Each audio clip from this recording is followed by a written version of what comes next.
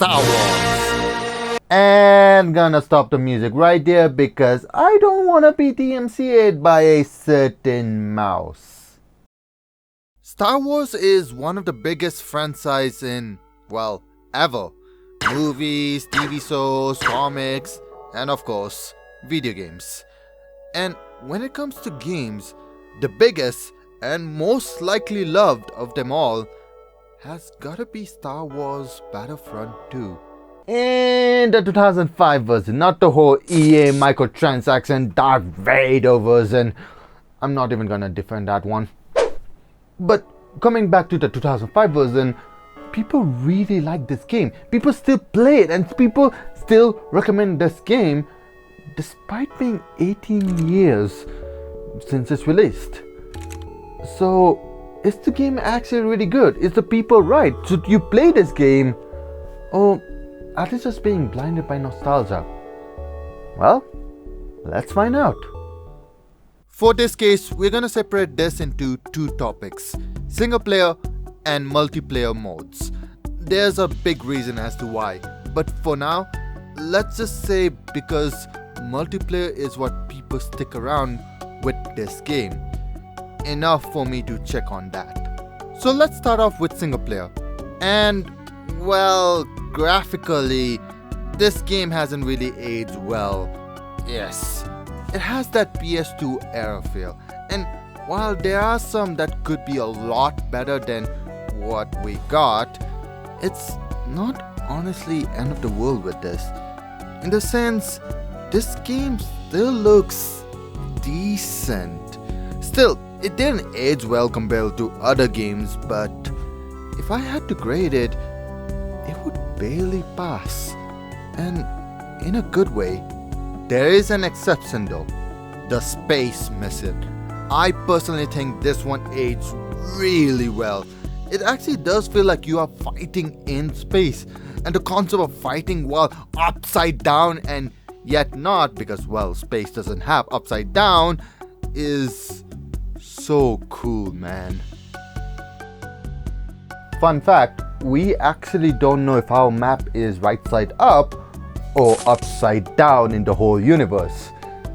So for all we know, we might be Australia, and Australia isn't.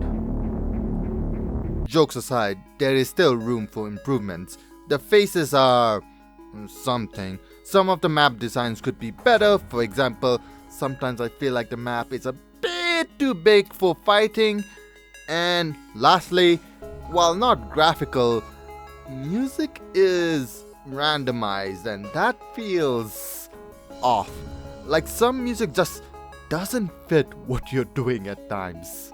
For example, when I was playing Darth Vader, his theme was not playing, but the Star Wars main theme was. Overall, not much to complain, but honestly, it could be better as well. Controls, however, is something else. I don't know what they were thinking with mouse sensitivity, but whenever I move my mouse a little to the left, it goes way left. Luckily, I have the whole DPI change in my mouse to put it in the lowest one for this game. But it kinda sucks it doesn't have any of that options in the game settings. I know it's an old game, but mouse sensitivity is just a lot. Anywho, the story is basically the events happening of the war before Order 66, the execution of Order 66, and the after events as well. And I like how they present the story in the eyes of the army, not the leader, commander, or any big ranks. Just soldiers who are tasked to fight. I like it. It doesn't change the whole story, or at least I don't think it changed the whole story. I haven't watched the whole Star Wars franchise, please don't kill me. But it also feels like it's putting a new perception on the whole story. In this case, it would be the soldiers' perception of when they're fighting, when they're doing the whole thing and everything. it does have the whole cliche of the deep soldier voice, and honestly it makes sense, but my mission is to open the fridge. I am hungry, starving even, but if I go down, I will wake my parents up. Should I do it? No, I will do it. But the question is, will I survive? It is what it is. The gameplay itself is fine. I don't think it's anything special. Point A to point B, shoot, win, nothing too dramatic or innovating. But that's not a bad thing. It's just what the game needs and it's fun. So why break something if it isn't broken? With one exception. Again, space missions. I will tell you this. The space missions will take you a while to learn how to even fly those things. And you may fail so many missions before then. But when you do, oh, it's fun. Some ships are better than others. So you do need to find them. Oh, and when you do, destroying ships, destroying massive ones, outrunning missiles, just hovering, just flying. It's satisfying to do them. And I love playing the space missions. Also in Battlefield mode, you also can play Jedis or Sith Lords in story mode when you complete a certain amount of tasks in the mission. And playing them is so cool. Lightsaber kills fast, you boomer like the lightsaber. It's fun. I wish there was no time limit for this one because it's just fun to play it. But I guess to balance the game, they needed to make sure that you don't always have the Jedi for the mission. Which sucks, but it is what it is. So yeah, the gameplay is amazing and honestly fun to play.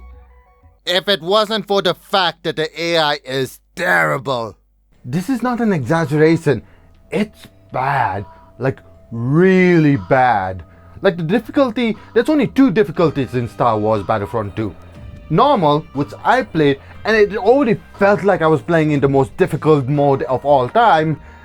And Elite mode, and I don't want to play Elite mode, man.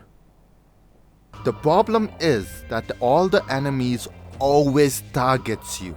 To the point they might as well make shotguns into a sniper rifle because they hit you from miles away.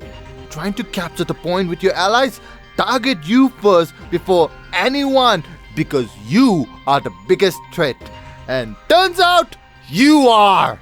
Your allies can't hit jack to anyone. And if they did, it's absolute miracle. Like if you need to defend a point and you die, you will fail the mission because your allies can't even defend a point for 10 seconds without you. Because they just don't know how to kill at all. Instead, they just know how to be killed. Star Wars BattleFront II, more like Stromtroopers simulator. How you carried Order 66 because without you, well, the dark side would be pathetically weak. This is the law now. I refuse to accept anything else. I have heard that there are mods that people made that makes the AI better, but honestly, I got way too confused on how to even do that. And I don't even know if the AI would be easier or harder for me than it originally is. Because some people want AI to be harder for some reason.